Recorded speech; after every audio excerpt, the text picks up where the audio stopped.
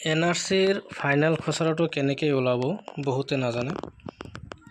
আপুনি মোবাইল হওক বা ডেস্কটপ হওক অতি সহজে ওলাব পাৰিব। আৰু কোনটো ফাইনেল ড্ৰাফ্ট আৰু কেনেকৈ ওলাব মই দেখাই আছোঁ।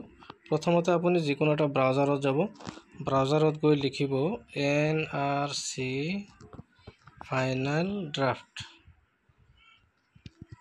লিখি পেলাই চাৰ্চ কৰিব। চাৰ্চ কৰাৰ পিছত চাওক প্ৰথমতে যেটো আহিছে NRC ব্ৰেকেটত আসাম, এইটোত ক্লিক কৰিব।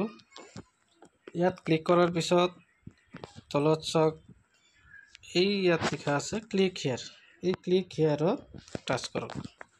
এই টাচ কৰাৰ পিছত ইয়াত চাওক এণ্টাৰ ইউৰ ARN নাম্বাৰ হ'ল 21টা নাম্বাৰ।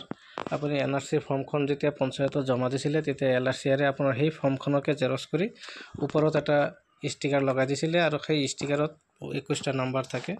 এই নাম্বাৰ কেইটা ভৰাই দিব। ইয়াত নাম্বাৰ কেইটা 1018 এনেকৈ আৰম্ভ হয়।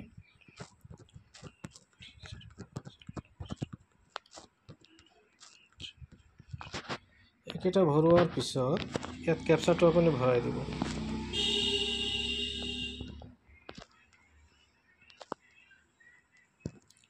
কেপচাটো ভৰাই দিয়াৰ পিছত তলত চাৰ্জ বটন আছে, ইয়াত চাৰ্জ কৰি দিব। চাওক তলত খুব ধুনীয়াকৈ আপোনাৰ খসে একসেপ্ট, একেবাৰে লাষ্টত ষ্টেটাছ।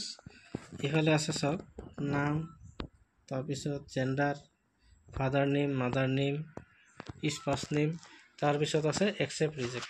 অৰ্থাৎ ইয়াত দুয়োটাৰ NRCত অৰ্থাৎ ফাইনেল ড্ৰাফ্টত নাম আহিছে কাৰণে একসেপ্ট, যদি নাহিলে হয় তেনেহ'লে ৰিজেক্ট লিখা থাকিলে হয়।